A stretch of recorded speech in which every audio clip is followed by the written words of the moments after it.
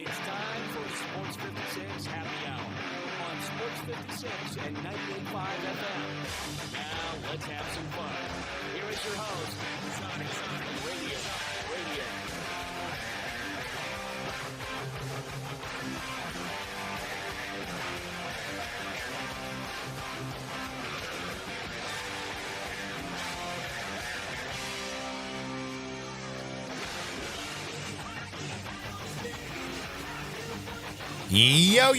Yo. Welcome into a little Sports 56 Happy Hour. I'm your buddy Johnny Radio. It is a wonderful Monday. I mean, I'm feeling it. The weather's pretty. The sun's shining, just not as bad as in Big D Stadium, where Jerry Jones, the guy's going out there blind after spending $1 billion on that stadium. We got NFL to talk about.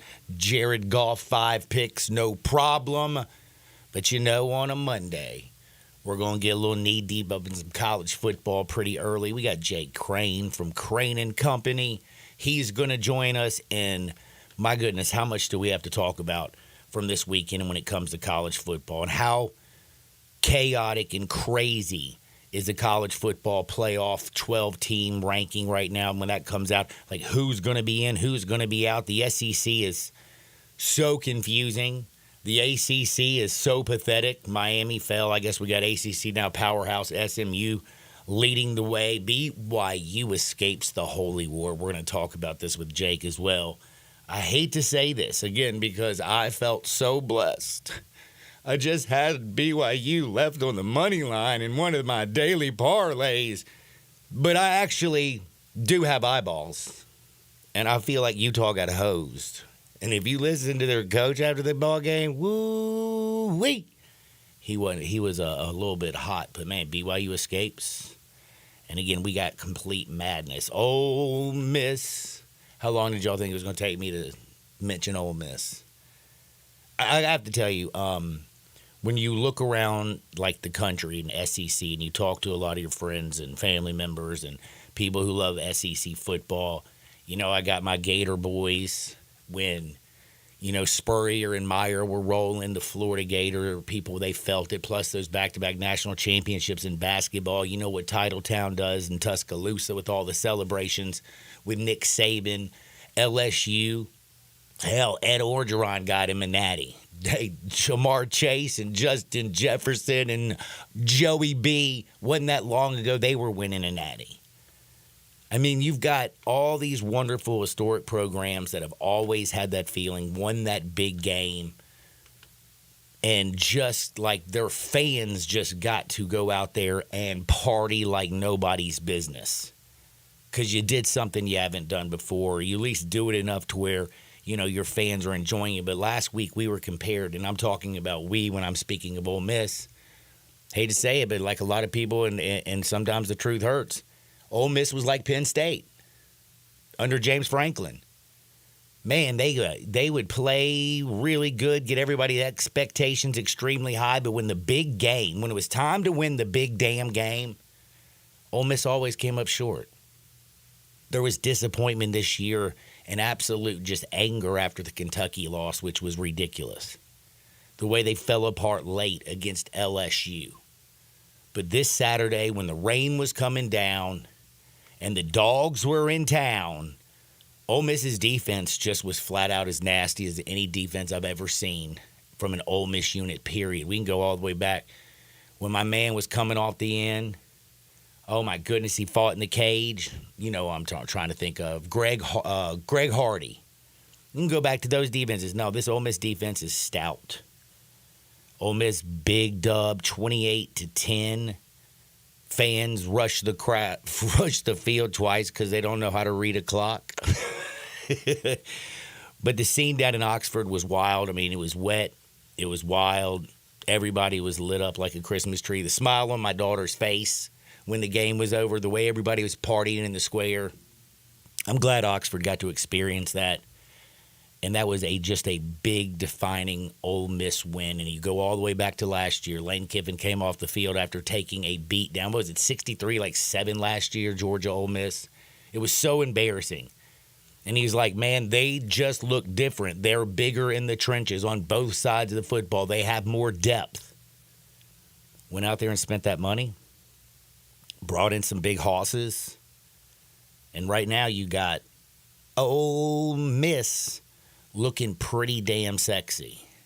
But there's so much confusion in the Southeastern Conference right now with who are the best teams in the SEC. We got Georgia and Tennessee this week. That's going to be absolutely massive. I mean, right now, Tennessee, like Texas A&M, and don't forget, Texas play at the end of the year. The Bulldogs got Tennessee. Ole Miss should run the table. Alabama, big win against LSU. But you know what, man? We're going to break all this craziness down with the best in the business. You know Jake Crane from Crane & Company. If you're not watching it, what the hell are you doing? Like, do you really like sports? Doesn't seem like. Do you like to win money? Do you like to laugh? You should be checking out Crane & Company, not just Monday through Friday, but they're always pulling all kinds of shenanigans and doing different shows. Jake Crane, what it do? What is up, man? Yeah, it's starting to get real thick. And to all your Ole Miss audience out there, yes, I know I picked you guys. Am I part of the reason y'all won? I don't know, maybe a little bit, but I'll go ahead and take that victory lap today. Take it. Everybody was doing a lap around the square after that ball game. And I was kind of talking a little bit before you came on. You know, you look at Knoxville, the way they do the power tee, everything. They've had national championship, Tuscaloosa. We know about that, Florida. I mean, you look around the SEC, everybody seemed to have had that moment. Auburn, you know, with Cam and everything, or the Iron Bowl. Ole Miss always felt like basically what I feel like Penn State is under James Franklin. They can get there, but they never win the big one. Their fans never actually get to celebrate or say, finally, we've arrived. I feel like that was what happened on Saturday when they beat the brakes off of Georgia. Yeah, well, you know, it's funny. They're kind of like the independent party or the Green Party in politics. Like, they always have somebody on the ballot, but they never win. They get close. They make the final three, but they never get over the hump. And, you know, finally they did it. And I'm going to talk about this today, and I know they got a bye week this week. But if you're Ole Miss now, that you got to put that in the rearview mirror. Yep. That's done. You know, when David took out Goliath, he still had to help run the village. The mission wasn't done. So when you look at Ole Miss and how Lane Kiffin's going to handle this, you attack the bye week, you reset, all right, you use that confidence to play against, you know, inferior opponents the next 2 weeks, but you need to lock down and focus because you're not going to play in the SEC championship game most likely, which at the end of the day could actually help you. I think Ole Miss and Penn State have set themselves up both to not just make the college football playoff, but have a chance to host in that first round. But all this, just like you had to put the losses behind you because you were still in it, you've got to put the big win behind you as well to really start cruising by the time you get into the playoff. And, you know, I'm right there with you and everything, but I just got to ask you this morning, and I've asked my texters, is the Sissy's Log Cabin text and listener line, life's too short for ordinary jewelry, 901-360-8255. Who are the best four teams in the SEC? Because right now that is a tough call. Well, I mean, I think we got to look at how they're playing right now, right? That's the best way to do it is this week at this point in time, who are the top four teams in the conference? And look, you can make an argument for a bunch of different teams. Mm-hmm. The one I'm having the hardest time with is Texas, because I know Texas is a good football team. We know they're talented, especially when Ewers plays well early, but they haven't beaten anybody. Yeah, you only got one loss, but Michigan doesn't look great. Oklahoma has totally fallen apart. You haven't beat a team that's ranked in the top 10 like Tennessee has when they beat Alabama, right? Like A&M had when they beat LSU or at least a higher level team. Like when Alabama beat Georgia, or Ole Miss beat Georgia, or Georgia beat Texas. So I don't know how I can have Texas in the top four. Just because you have you are Texas, you still got to earn your dinner. So to me, my top four right now, and again, you can switcheroo these and this is what makes it great. You can make a rational, logical argument for many. I've got Tennessee number one because I think they have the best defense in the country overall, and I think the offense has more room for growth than the other left hands of other teams, if that makes sense. Now, Nico's got to be healthy. We got to see what happens, but even if they lose to Georgia, that's still only 2 losses. They should win out and get into the college football playoff. But right now, if them and A&M win out, that's who we're going to have in the SEC championship. So I got Tennessee 1. I got Texas A&M 2. And I get that Texas A&M's best win is against an LSU team that just got boat raced by Alabama. But in a world where we don't have a lot of great wins for these teams, that's a good win, and that loss is looking like a quality loss to Notre Dame. I mean, nobody should be bigger Notre Dame fans right now than Texas A&M. Then I got Bama at 3. I mean, when Bama plays well and they stick to running the ball and they don't try and get too fancy, they're pretty good offensively. The defense is going to come and go, but they just outmatched LSU from a personnel standpoint. They were just way better than they were. And if you can do that against LSU, I know this isn't typical LSU, but that still gets you in the top 4. And then Ole Miss, why not? You played great against Arkansas. You put up a basketball score against them on offense, and then you went and handled Georgia. You didn't just beat Georgia. You handled Georgia like Georgia handled Texas. And that's the difference for Ole Miss. They don't have to win by tricking you. They don't have to luck into it. They don't have to just turn it into a track meet and hope to God they get the ball last. They can go out there and throw vanilla ice cream at you and still win. So I got Georgia at 5 because I don't know how you would put Texas in front of Georgia. So to me right now, the odd man out is Texas. Man. And also, last week I was talking about I really believe, and again, a lot of it was just hope and faith and belief, that Georgia just doesn't look like Georgia. Carson Beck, ever since he's got his Lambo and started dating a Cavender twin, seems more care about like Hollywood than actually playing football. My man's become a turnover machine, 12 turnovers in the last 6 games, not feeling the pocket. This week, they go home. They do play Tennessee. The line to me looks insane, but as you said, Tennessee, I think, is the best defense in the country. They haven't given up 20 points all season long. Are we going to watch Georgia lose back-to-back and be left out of the college football playoff?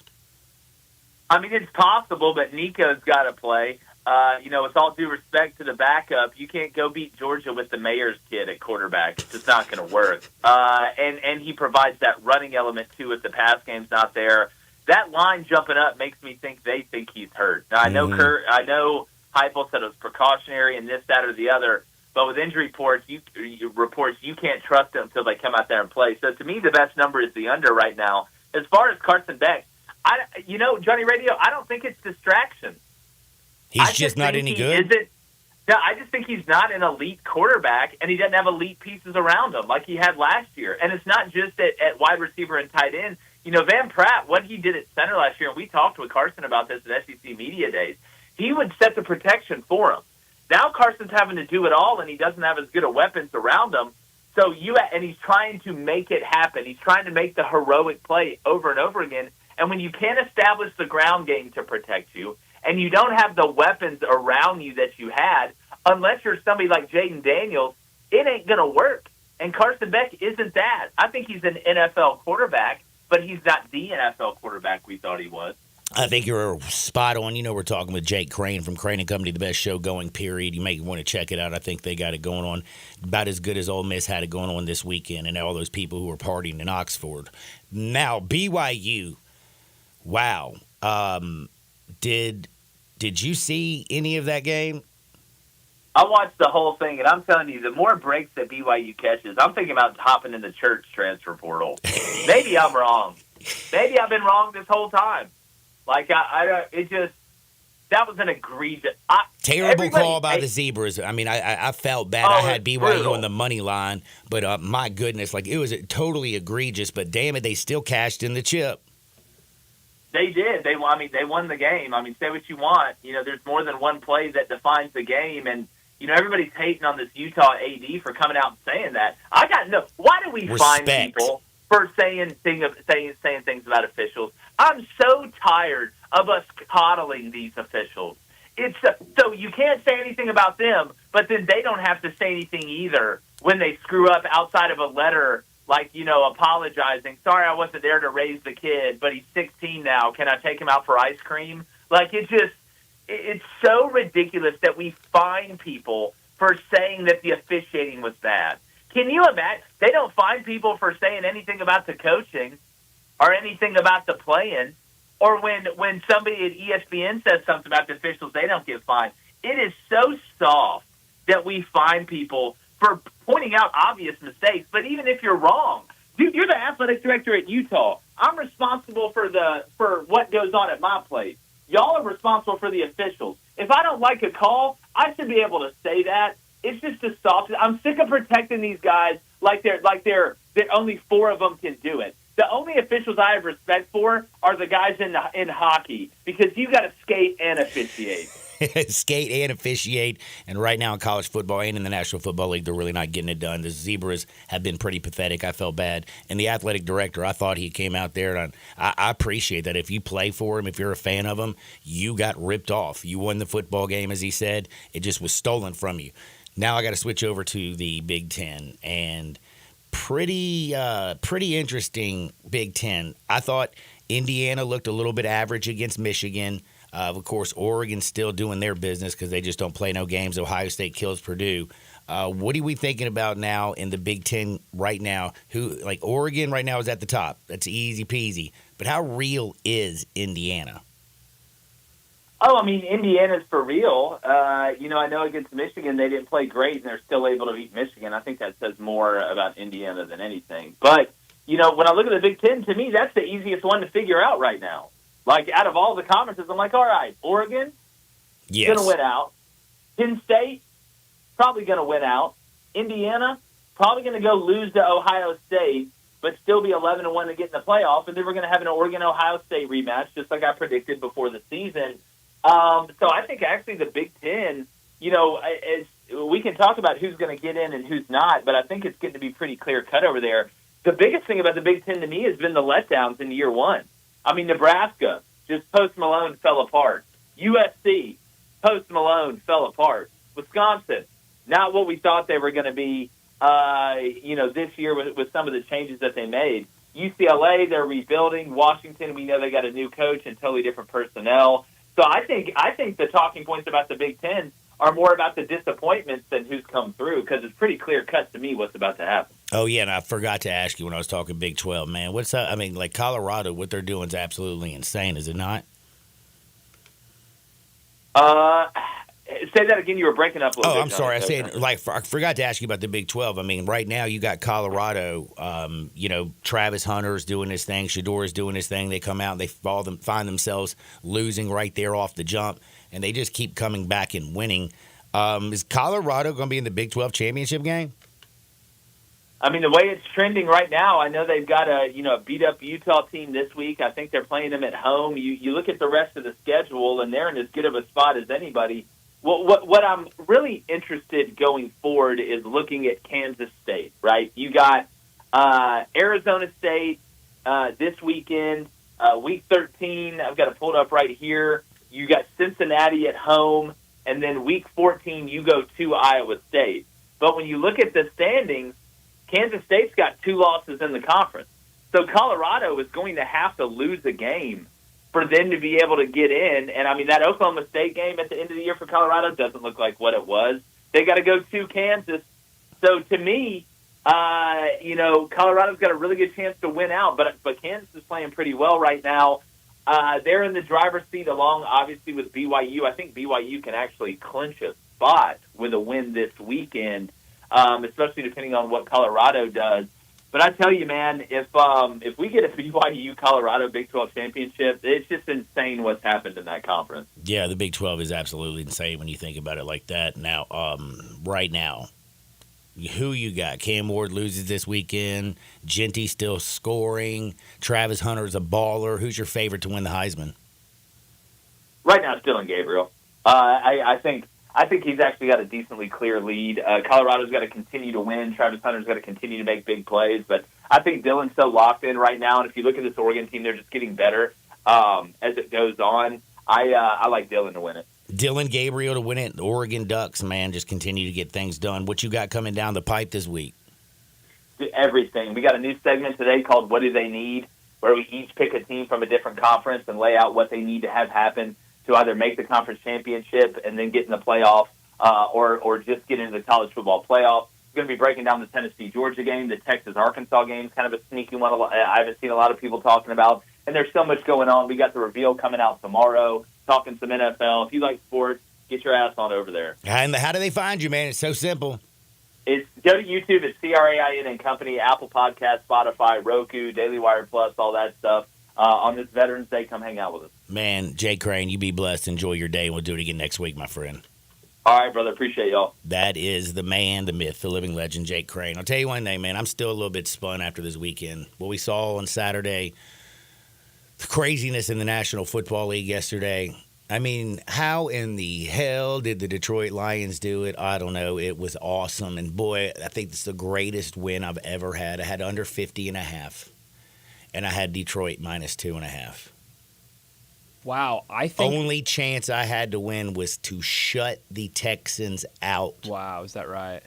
I chalked it up as a loss, but it was one of those that, the comeback was like way too large to go ahead and pull the plug for, $200. So I just held on to my chips and then almost cried. Did you say you had the other side? No, I was going to make a joke. I'm not going to make it. Do it. I like jokes. No, I was going to say I had Niagara in that game because Niagara played Detroit Mercy earlier in the day yesterday, and I bet on it.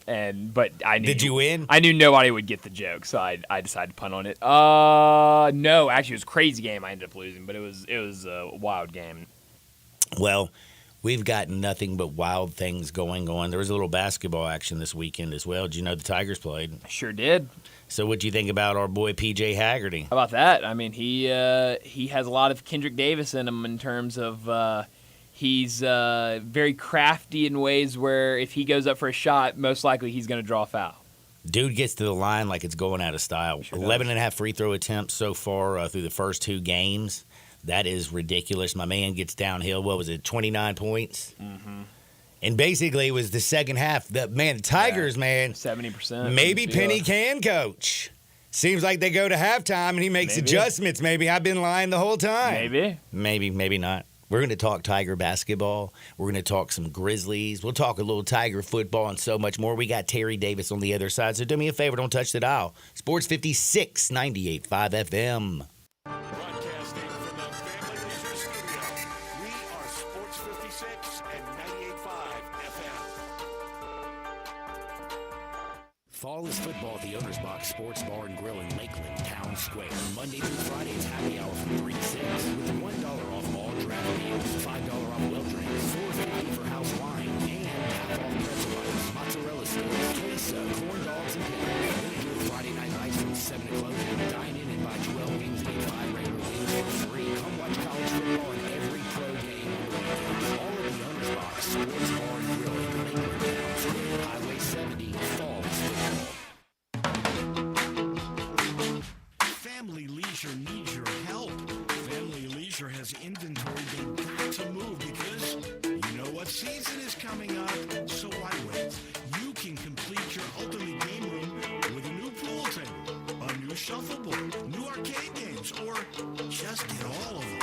Tons and tons of theater seating, overstocked and priced to move. 'Tis the season for fire pits, and all fire pits at Family Leisure are 20 to 30% off.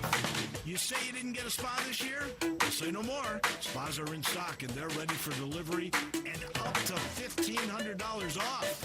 These are just a few of the deals happening right now for a very limited time. So come on, check out their gigantic showroom. You never know what kind of deal you're going to find at Family Leisure. Whitten Road and I-40, where family and fun come together.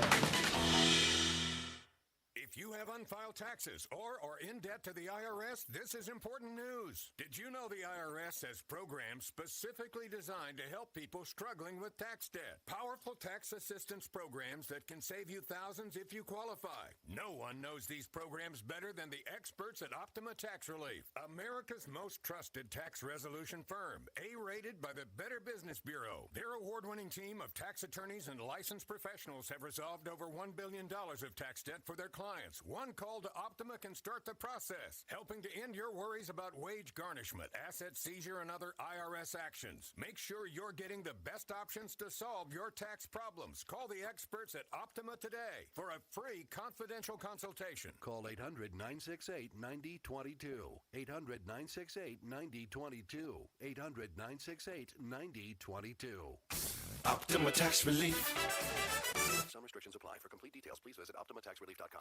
I'm Gary York. I'm the service director at Lexus in Memphis. Our service department wants to be more than just a place where you get your oil changed. We do glass repair, windshield replacement, recalibration of your camera and sonar systems, even wheel repair, tire replacement, all the things you would expect from a luxury automotive dealer. Please check out our website. You can schedule your appointment, check out our specials, hours of operation, or if you'd like to do it in person, please reach out to one of our associates at 901-271-5199. Don't miss the Grizzlies of tomorrow in your Memphis Hustle tip-off for regular season against the Mexico City Capitanes tonight at the Landers Center at 7 p.m. Arrive early as the first 500 will receive a Hustle Tour t-shirt. Visit MemphisHustle.com to purchase tickets today. All the wisdom of the universe is in these bones. Now back to Sports 56 Happy Hour on Sports 56 and 98.5 FM. Here once again, Johnny Radio.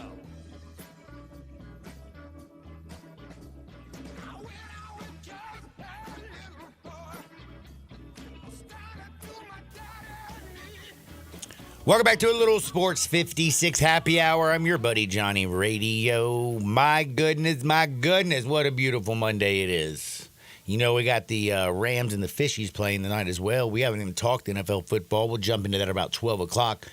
We've been talking a lot of SEC football in college with Jake Crane, but now it's time to switch gears up just a little bit. My buddy Terry Davis from the new Tri-State Defender joins me every single Monday. We talk all kinds of goodness, but we're going to start with a little Ole Miss. I still got Ole Miss on the brain.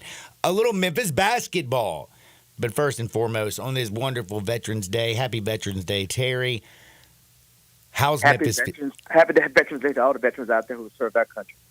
Thank you to all their families as well. Y'all are the ballers, shot callers. Now we get to sit here and talk on the radio about all kinds of wonderful BS. But I have a feeling that maybe this basketball team and P.J. Haggerty are pretty good. Man, this team reminds me of the Kendrick Davis team. They couldn't score early in the season, but they slowly got it together, and they made a nice little run. I just hate that. I'm glad it both happened in the second half. I just need them to get it going in the first half.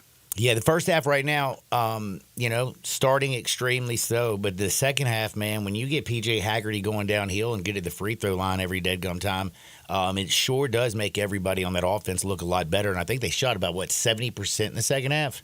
71.4. Don't take nothing away from it. That was great, man. That's the best I've seen them shoot because it was tricking from their defense. And after everyone got the Mountain West app on their phone or TV, then that was a good sight to see. It was a nice sight to see. Right now, though, when you look at Memphis basketball, I mean, very, very, very early in the season. Give me a couple of just, your takeaways that you've noticed early on. It's just been 2 games. I'm going to start with the negative, then build to the good. Okay. The centers have got to learn how to play without fouling. That's a saying, know your personnel. You got to know your refs. You got to know who's calling the games and how you're going to call it. And you can't commit stupid fouls early because this team don't have the depth that they've had in the past. One of the strengths used to be, I can bring anybody off the bench to plug it in. They're thin on the front line. They're big on the back line, on the front court, but the front line, they're thin. So they got to watch their fouls.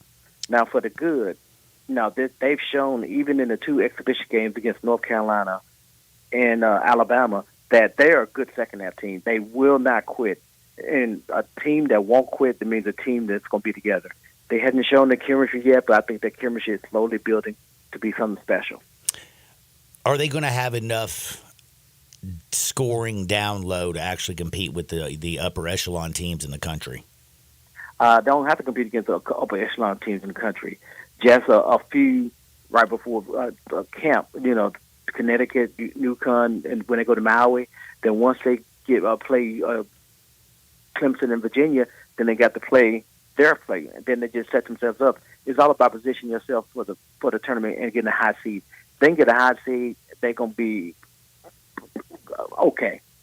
They're going to be okay. Now, again, Missouri and UNLV are not absolutely world breakers. They got Ohio and San Francisco before they get ready to head to Maui and play UConn. So 2 more warm-up games. UConn, I think, what are they ranked third in the country right now? I haven't really watched them play this year. You know what they're going to do because it's just basically what UConn does now under Dan. What do you think is a successful trip going over to Hawaii? What do they have to come back and show you? How many wins? A successful trip is 2-1. A great trip is 3-0. But history has shown every time Memphis go to Hawaii, they come back 1-2. Every time? Every freaking time. Every freaking time. Oh, goodness. Even with the run they made to the Final Four in Sweet 16, 1-2. It's just something about that trip going out west, man. That's just a long way out there. Those guys, they get in the beach and they get to a beautiful place they've never been to before, and they just get relaxed. What are teams in the American do you think that Memphis is going to be trying to compete against this year? Who do you think? Who are the top 3-4 teams in the American?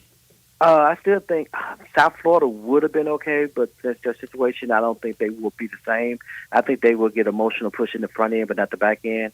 UAB, Andy Kennedy is a great coach. The Ole Miss legend down there, and he's got those guys fired up. And he took this team to a conference tournament run last year, and he has all of them believing in what he's buying. And I believe UTSA should be okay, but like I said, everybody's going to be Memphis Super Bowl, whether they 1-16 or 16-0. When Memphis come to town for that court, they're going to sell that out, and it's going to be fun. Memphis basketball is back. We'll be paying attention to a little bit what's going on with the Tigers. How's Penny's mood over there, by the way? How's he feeling the early season? I think he has the same feelings that we have. I think he wish he can put a good two halves together so you don't have such a sporadic second half. It's going to be good to get a couple of those games that you don't have to, you could sit down last 5 minutes of the game, not have to worry about nothing. But with this preseason schedule, you're not going to have any like that because everybody for the most part, everybody got on their preseason schedule before conference is going to be tough because he want to be tough because once you get to conference, those rankings and stuff going to take a hit. Now I got to switch gears and talk a little bit about Tiger football. They took Kara Rice 27-20, and basically it was the Mario Anderson show, 144 yards and a touchdown. Man, where the hell was that the week before against Texas San Antonio? Texas San Antonio has a really good run defense, and they just, they had it in the first half, but coaching stopped giving the ball off, and that's what ended the game. Yeah, pretty much. That was kind of a breakdown. How good, when you look over at Seth Hennigan's career, he's got all the numbers, but where do you put him against some of the other quarterbacks? I wouldn't put him on the Mount Rushmore, but I'll put him in the top 10. He has great numbers, but he just doesn't have the significant win. Not significant wins, just the appearances in the conference championship games. You could go to the conference championship game, just get in there, give you a lot, because Brady White went there, Ferguson went there, and that raised their statue. But when Riley was here, Riley was only here for 2 years, but Seth's been here for 4 years. And longevity has its price. He never had a losing season. He went to a bowl game. He has all the records. It's just unfortunate he just never got a chance to play in a championship game. I guess I think a lot of it, for at least where I'm sitting and looking at this, and maybe we'll look at it different. I guess last year when he threw for 3,800 yards, 32 touchdowns, 9 picks, was completing 67% of his passes. I just thought, because each year he had gotten a little bit better and a little bit better. I thought this year he was going to kind of take off. His average yards downfield is down to 6.9, 17 touchdowns, 6 interceptions, 2 games left, and only completing 63% of his passes. So I just feel like Seth this year, and I don't know why, I just feel like he actually took a step back instead of a step forward. I don't think it took a step back. I think that the team is just more balanced this year versus because even though Blake Watson was a really good running back, they leaned on their running game when they got leads. So when they got leads, instead of having to come from behind and throw for 4,000 yards, they leaned on their running game, and Rich took all the pressure off of Seth, which means he didn't have to throw for all those yards in the fourth quarter and come back games. Okay, I can look at it either which way. I guess with the way that they're running the football, you think it would just open it up a little bit more vertically downfield for more big plays, and they just didn't really have that big play strike this year in the passing game. And they had a whole lot of drops. the drops this year reminds me of the drops 3 years ago when they didn't catch the ball. If the guys had really held onto the ball like they should have this year, he'll probably be over 4,000 yards right now. What kind of bowl game is Memphis looking at? See, and that's the crazy thing, because with this playoff games and the first 4 games being on home site, that's going to open up some bowl games that normally wouldn't probably be open. So don't be surprised if they go to a bowl outside their norm. Man, I would hope it would be a little something nice again. They Go might 10-2. They might be going to a Sunshine Bowl. You never know. Man. Because, like I said, you got to realize you're going 4 SEC teams probably going to the championship game. 3 big teams going to the championship game, and Notre Dame is probably going to the playoffs. If 3 of those SEC teams that Notre Dame lose, that open up a lot of spots. Yeah, it really does open up a lot of spots. But I'll tell you right now, man, if you're doing the college football playoff rankings, man, life is a little bit difficult, isn't it? I mean, I can't believe BYU survived the Holy War off of a zebra call. Alabama destroys LSU. Ole Miss smokes Georgia. Tennessee takes care of their business. Who's the real Texas? Please stand up. The only thing I'm very comfortable with is Oregon, Ohio State. They're going to be playing in the Big Ten Championship. Both of them going to be there. I don't know, man. Indiana, man, Indiana plays Ohio State in 2 weeks, and Indiana's been playing with fire a lot too. So don't just write Indiana check into the championship game just yet. What do you think about the fact that Miami couldn't take care of business? Did you expect that to happen? Man, Georgia Tech came to play, baby. They were physical. Miami defense is not the greatest defense in the world. Matter of fact, their defense is probably the worst defense of the Power 5 conferences. They've been playing with fire all year, and the quarterback been bailing them out. But, it's just one game that Georgia Tech defense kind of held Cam in check, and their defense didn't do what they needed to do. Man, I don't usually talk a lot of SEC football with you, but, man, Tennessee and Georgia. Ole Miss, yeah, you saw that was – man, I haven't had that much fun in Oxford in a long time, buddy. You know what? You always have a good time in Oxford. You just forget every time you have a good time. No, I do always have a really good time. But, I mean, when it comes down to, to win that big game, again, somebody said this last week, so I'm continuing to steal it. Ole Miss was always kind of Penn State. Great season, but they never could win the big one under James Franklin. But, damn it, they finally won a big one at home in front of the crowd. Didn't matter. It was raining. It was a hell of a lot of fun. How soon you Rebels forget? Did you not beat Alabama twice under Hugh Freeze? Man, I don't even. Man, please. Man, please. Yeah, that's true. That is true. I had to remind some of them sometimes. Yeah. But Lane has not won the big games at Ole Miss, so that was a great win for Lane. Man, he sure needed that bad boy. And again, Pete Golding, that defense, they were unbelievable. And I got to tip a cap to Reese McIntyre and that offensive lineman that took care of Georgia's defensive front. It was impressive. Now, speaking of something impressive, Zach Edey's been impressing a lot of people. Zach Edey has been impressing. You know who impressed me more than Zach Edey? Wells. Oh, my. You see the defense that Wells plays? Mm-hmm. Wells plays defense, and he can – he reminds me – don't take this the wrong way. He reminds me of more confident Zaire. Ooh. Zaire, though, was so weird that – remember how great he was his rookie year? Yes. And then, but Cam is so cool, and he's so cool and confident at the same time. And he's just filling his role in, and he's slowly getting better. Because I ain't gonna lie, after those first 2 games in the summer league, I said, I was worried. But then later on, after he got his feet wet and started making some shots, then I said, it's looking better, and he's been getting better ever since. Because I was really worried the first couple of games of Summer League. I was worried. Man, I get that totally. One thing I tell you I'm not worried about is No Tippin Pippin's son, Larsa Pippin's son, Scottie Pippen Jr. I'm disappointed. What? She hadn't showed up yet. I'm disappointed. Well, I'm also disappointed because I've seen Scottie was there, and I told Darian if he saw Larsa, make sure you get my number. And then I told him also, I sent him a text, and I was like, dude, just go ask Scottie for it. He's got his ex-wife's number. He'll gladly give it away.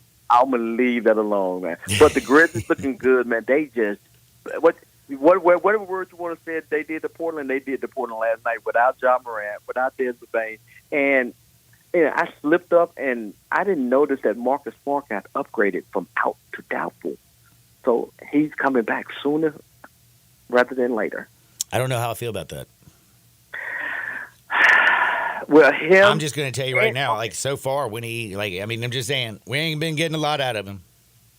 But he's coming back. Boston And shipped him out, and they got a championship. Vince will be back soon, so that list gonna get a whole lot shorter. Yeah, hopefully it was going to get a lot shorter. But, man, can you believe the way that Scottie Pippen's actually running the show? That doesn't surprise me because, as bad as last year was, man, those guys got valuable experience. Gigi got some experience. Vince got some good experience. But Scottie might have benefited more than everybody because he showed that, look, John may be out, but the show's still going to flow. They scored 134 points. They could have scored 150 last night if they wanted to. They were rolling last night. Man, that was the Trailblazers, though. But it doesn't matter. Okay, they going to play the Lakers on Wednesday. Now, they'll slap the Lakers, man. Please, I ain't worried about the Lakers. Fakers. Okay. And the first game of the end-of-season tournament is Friday night. Oh, my gosh. Is that already here? Yeah, Memphis plays Friday night. A lot of teams play Tuesday night. So we played Golden State Warriors. DeAnthony Melton, he started last night. They smacked the OKC last night to give them their second loss. So Memphis going to get a reunion with Cal and DeAnthony Melton on Friday night. Bad news, though. Chet Holmgren, I heard he's down for a little bit. Didn't he have some hip he's issue down, for 10 down. weeks? Yeah, he's out for a minute. It's a lot of big stars going to be out for a while now in the NBA. All right, talk to me about Santi Aldama, man. Is this dude contract year, man? Is that what his contract year? He's coming out just balling? Contract year, he balling. Contract year for Jern, he balling. I don't know how they're gonna pay these guys. Robert Parrish said he's not afraid to go to luxury tax.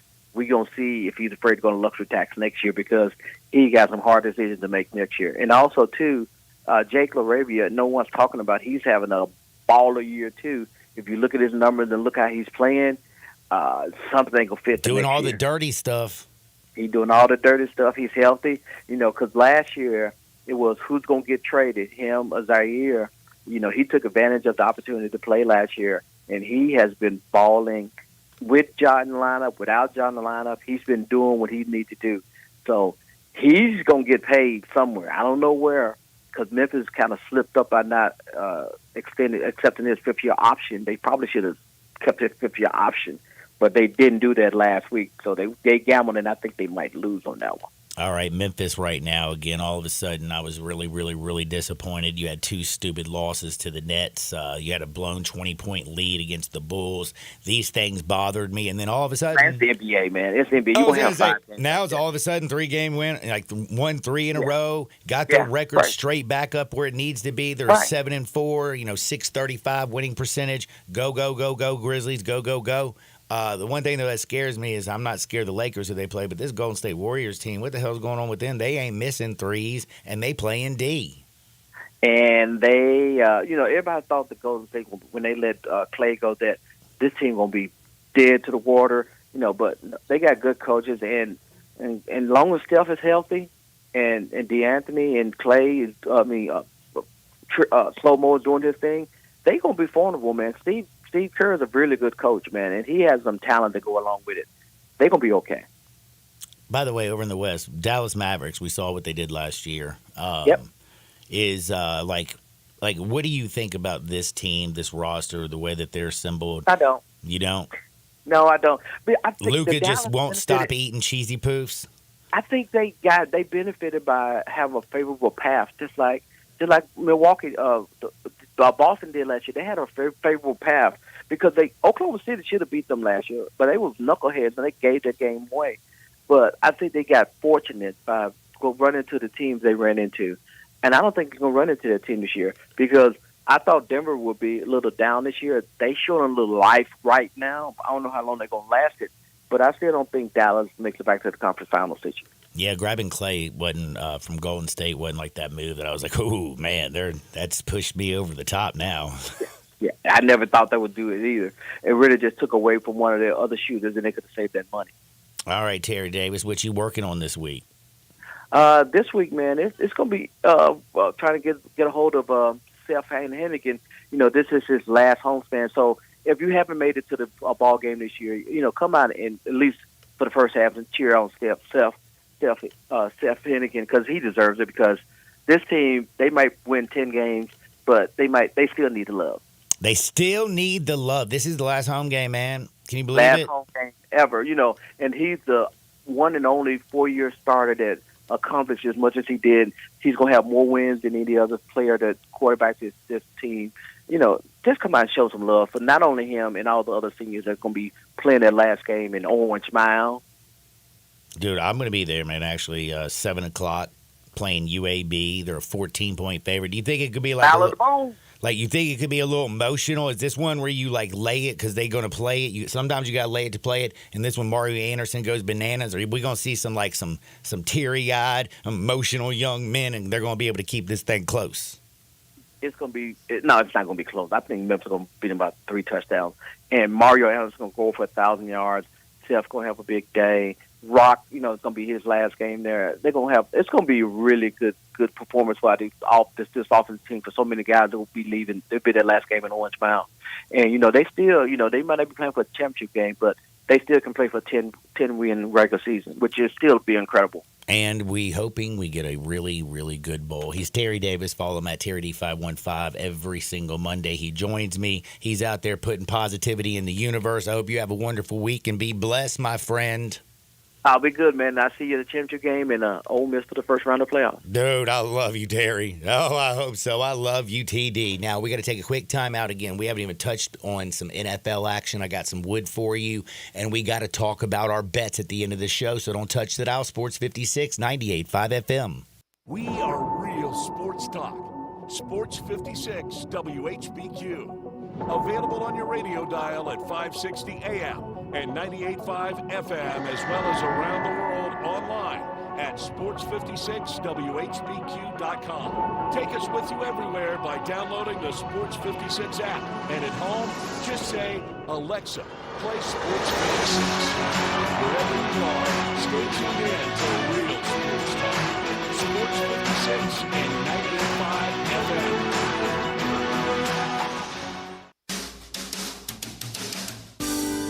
This is Lauren Choate, Choate's Air Conditioning, Heating, Plumbing, and Generators. Right now, we're offering our Choate's Comfort and Safety Special. For a limited time, when you purchase a $99 tune-up, or if Choate's performs a repair, you'll receive a free 1-year standard fan plan membership at $400 value. Keep your home safe, comfortable, and running smoothly all year long with 2 maintenance visits, priority service, and discounts on future repairs. And for our existing loyal fan plan members, we have something special just for you. Enjoy a $1,000 loyalty coupon toward any new generator, tankless water heater, or HVAC system. It's our way of saying thank you for trusting us with your home. Add value, add comfort, and add safety to your home with Choate's. Call us today at 347-8086 or visit ChoatesHVAC.com. Choate's, let our family serve your family.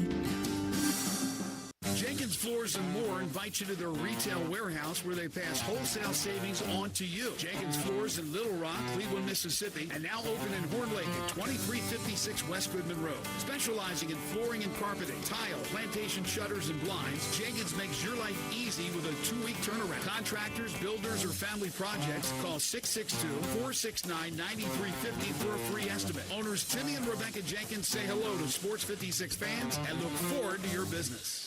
Guns, and more guns. Over 700 firearms in stock. Home defense guns, old guns, new guns, used guns, big guns, little guns. Every gun you can think of, Classic Arms has them. All brands like Glock, Sig, Colt, Ruger, Smith & Wesson, Browning, Beretta, Benelli, Remington, Winchester, and more. Guaranteed lowest prices in town. Only gun importer in the Mid-South. Free gun inspections and appraisals and free bore sighting for the upcoming deer season. Shop online at ClassicArmsOfMemphis.com or visit Classic Arms at 1740 Germantown Parkway behind Quicky's Barbecue in Cordova.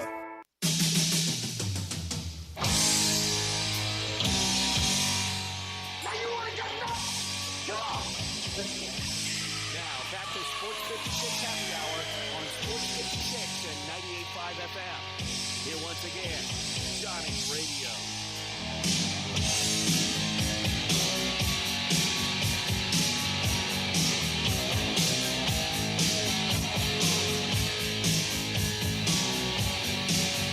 Welcome back to a little Sports 56 happy hour. I'm your buddy Johnny Radio. What a Monday, man. What a weekend.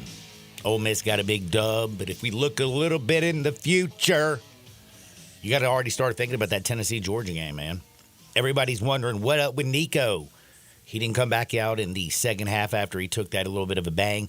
From what I'm hearing, they believe it's a mild concussion. I don't know if you can, throwing a little mild in there, maybe try to make you feel like he's going to be available for Saturday's games down in Athens.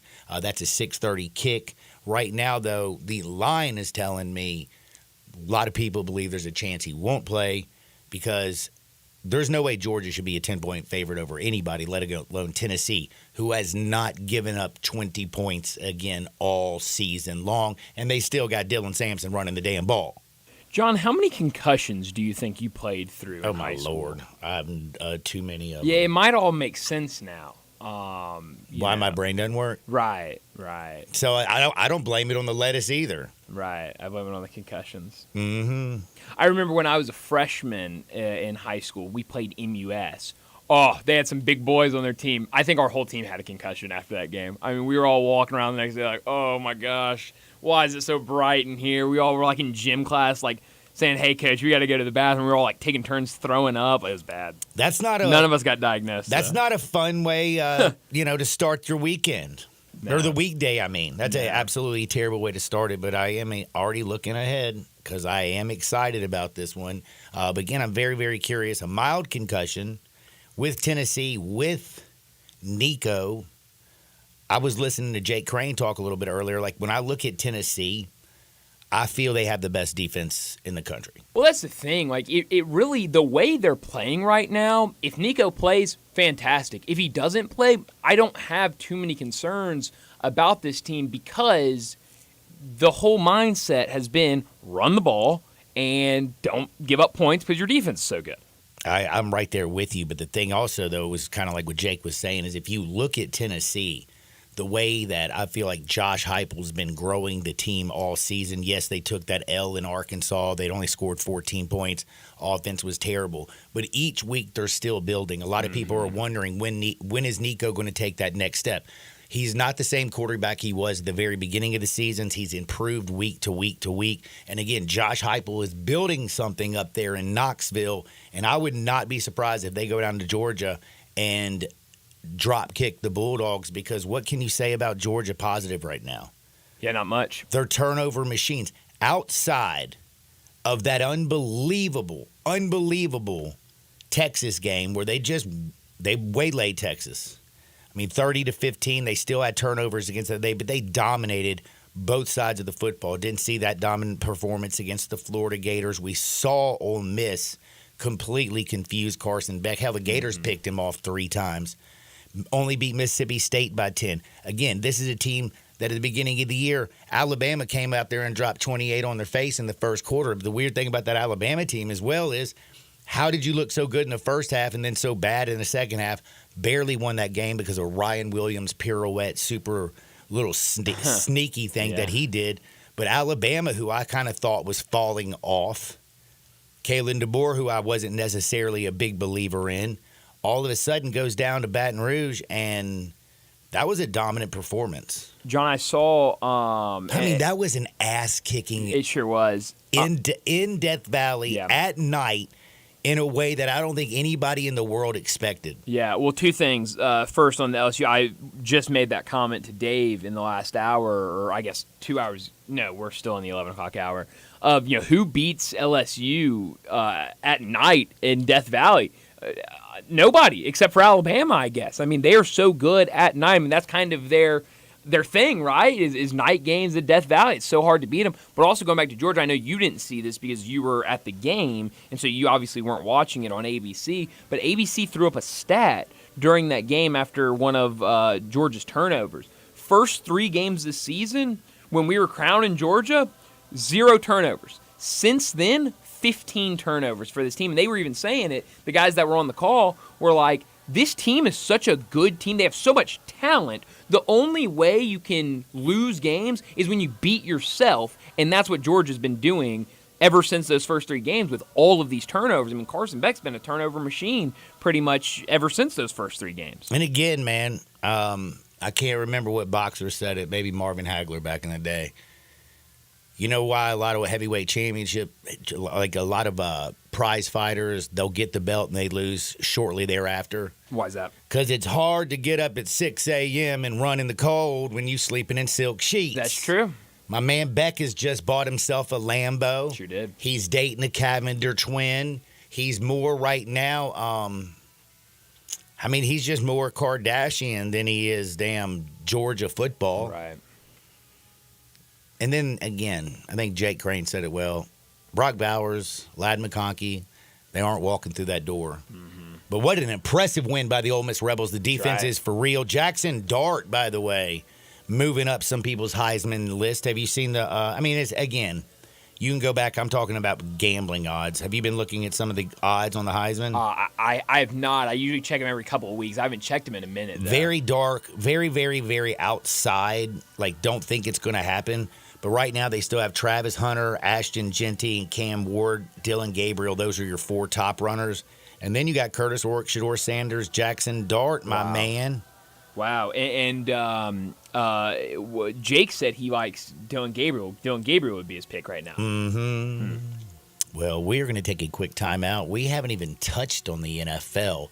More sports talk on the other side. Sports 56, 98.5 FM.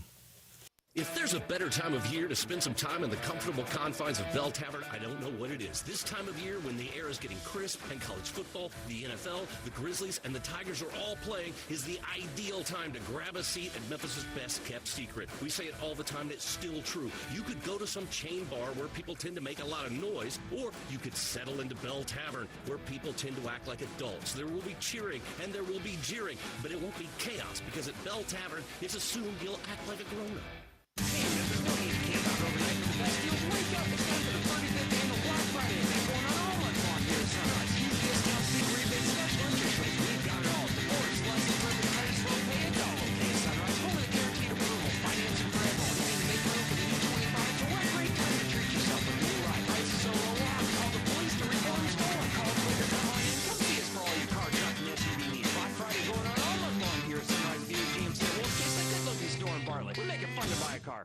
Kevin Harlan here from Monday Night Football on Westwood One. Longtime NFL head coach Ron Rivera will join me this week from Los Angeles for the Miami Dolphins at the Rams. Dolphins quarterback Tua Tagovailoa and Miami lost a heartbreaker last week in Buffalo. Now they take on Matthew Stafford and a Rams team on a 3-game winning streak. Join us for all the action on Monday Night Football.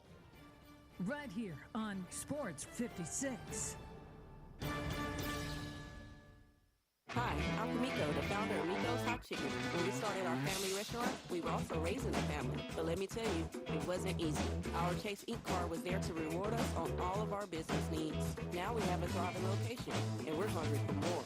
Chase Inc. Business Unlimited card. You can earn an unlimited 1.5% cash back on every purchase, so your business can go from here to awesome. Chase for business. Make more with yours. Real business owners compensated for the business ownership. Card issued by JP Morgan Chase Bank and member FDIC. Subject to credit approval. Terms apply. All right, gentlemen, this is Emmett Smith on behalf of Depend, and I've got the perfect play. Run straight to your doctor's office for a life-changing test, because when prostate cancer is caught early, it's up to 99% treatable, and one blood test might be all it takes. And now through November, Depend is donating to the Prostate Cancer Foundation for select purchases. Talk about a great play. From September 1st to November 30th, Depend is donating 30 cents to the Prostate Cancer Foundation for Depend Shield yards vehicle products purchased in the U.S. up to a maximum of $400,000 void in Mississippi. All out on the Grizzlies' home court at Junior Grizzlies Game Day Clinics presented by Ortho South. The first clinic tips off November 25th before the Grizzlies versus Trailblazers game. Get ready to take your child's skills to the next level by signing up at grizzlies.com/juniorgrizzlies. 56, WHBQ Memphis and W253DF Memphis with Greg Gaston and Eli Savoy. Weekday mornings from 7 to 10.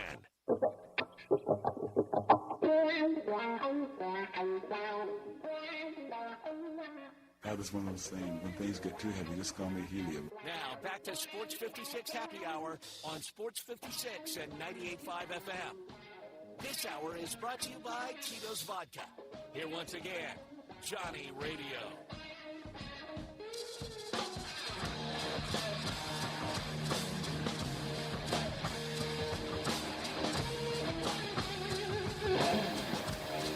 Welcome back to a little Sports 56 Happy Hour. I'm your buddy Johnny Radio. Happy Monday, everybody. Hope life is treating you, heck, better than we all deserve. And again, happy Veterans Day.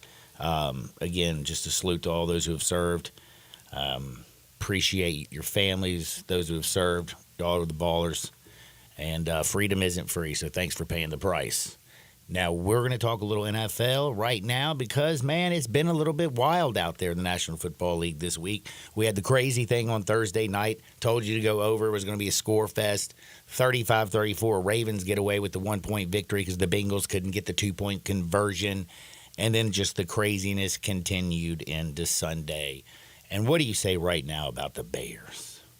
Man, Matt Eberflus, you are one pathetic loser. I mean, this is... How in the hell is Chicago go out there and lose to the Patriots the way they do? They only got a deadgum field goal. I mean, Matt Eberflus has got to be making Chicago fans absolutely freak out. And I don't blame them. I'd be freaking out if I were you too because he's terrible. I mean, you went out there and you got the quarterback that you wanted. And it's not just Matt Eberflus's fault. I mean, hey, Ryan Poles, if you're a serious GM, like, how can you not see that you have to fire Matt Eberflus? My man has hired a different offensive coordinator every single year, and making Shane Waldron the scapegoat is not going to make Matt Eberflus a better coach. The Bears are absolutely pathetic. This is ridiculous. And you're watching my man Caleb regress, and you just watched Drake May, who you didn't even bring him in to check out, or Jaden Daniels, go out there and beat you. Drake May yesterday goes out there and gets a dub against your Bears team because you could do absolutely nothing. Not even 200 yards of total offense. That's just a terrible, terrible football game. And I don't even know what to say about the Bears. And then you watch on the other end, Jaden Daniels played in one of the more exciting football games all week. But let me tell you something. Mike Tomlin. That's right. He just proves every week he's better at his job than you are his. I mean, that Washington-Pittsburgh game I thought was everything that you wanted in a heavyweight fight. 28-27, Steelers held on. And again, if you want to talk about the end of that game, Jaden Daniels, fourth down, moving him down the field, throws the ball. It's caught. He's at the first down marker. But then momentum pulls him a little bit in. They say he's just a little bit short of the first down. And I'm just kind of curious, if that was in the end zone, that would be called a touchdown. I was listening to my bald man on ESPN. What's my bald guy's name? Scott Van Pelt. SVP, baby. I was listening to him saying, like, dude, it doesn't even make sense. You're right. He caught the ball past the first down marker, but, of course, gets hit backwards. They spot the ball back, and it wasn't a first down. And guess what? Pittsburgh held on with that defense in what was an absolute wild game. And Russell Wilson, like, did you see that 3rd and 8 play? When he just throws that damn ball up. I'm telling you, man, Mike Tomlin, everybody said he was making a mistake by going, like, Justin Fields played very good football. They had a winning record. He's like, nope, we need more out of the passing game. We need to get more out of Pickens. We need to get a little bit more from like Calvin Austin. By the way, Mike Williams, first game with the Steelers. Hey, Aaron Rodgers, how'd you like that? Huge touchdown reception. And again, have you seen George Pickens just not take off since Russell Wilson's come in there throwing those deep balls?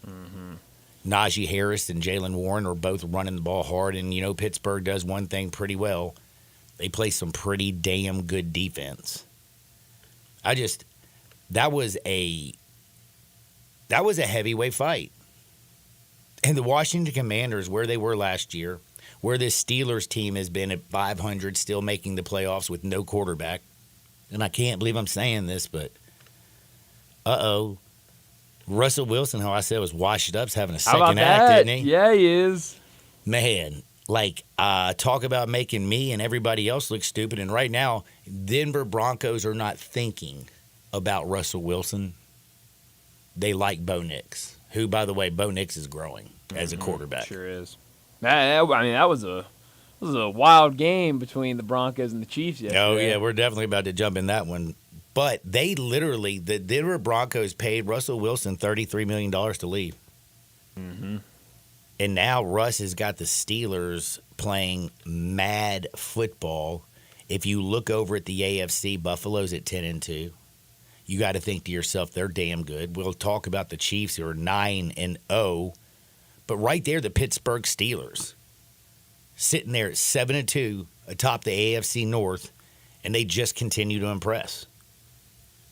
It's just absolutely wild to see the job that Mike Tomlin continues to do, and this team's just getting better week by week. I'm telling you, I don't want to have to go to Pittsburgh in January and play a Steelers team. I mean, Russ Dickulus has done it before. They're running the ball, and again, did you think Pickens was going to be as good as he was? Nope. I know he had the talent, but nobody could ever get in the ball. And now when you just throw that damn ball up, look what he's doing. He's coming down with everything. Huge game for the Steelers yesterday, beating Washington. Looking ahead, though, Washington, that's got to be a painful loss. That thing's going to sting a little bit. Jaden Daniels and them boys had done a very, very good job. But Washington, I don't know if you know this, it's the NFL. You can't let that loss turn into another loss, because guess who Washington plays now this week? They play the Eagles, don't they? Is that right? How about that? That's what I thought. Oh, man, now you got me worried. No, I mean, I'm sure you're right. I haven't looked at the schedule, so I literally have no idea. Thursday Night Football, if Oh, wow. I'm not smoking rocks today. Well, I don't think you are. I'd hope not at the very least. But, yeah, that's a tough loss, a 1-point loss. I mean, just right there, you think you're moving into field goal range. That You're going to Thursday get night. that bad boy. In Philly. In Philadelphia. And, by the way, don't look now. Who wrote them off all year long? Please. They Everybody. beat the Cowboys. I mean, please. Oh, buddy. They are right there, 7-2. And, yes, they beat your Cowboys. But this Eagles team where Nick Sirianni was taking a beating, where they were like, can Jalen Hurts get the ball down the field to anybody? Well, all of a sudden, they're 7-2 and first in the NFC East. And Washington's got a game now. They've 7-3 because of that crazy loss. This is a huge game for both teams. Like, this is just Eagles Commanders Thursday night in Philadelphia. I know my little early look ahead. I love this Commanders team and everything. But how can you not back the Eagles the way they've been playing? 5 straight wins. Doing it on both sides of the ball. Eagles. Commanders. Thursday Night Football. Yeah, that's pretty filthy nasty. Something that I got to bring up, though, about last night. How in the world? And I've never been so grateful for a win, but I didn't think there was any way in the world I had a chance to win the Lions and Texans game. It's 23-7 at halftime. I've got under 50.5, and I got the Lions minus 2.5.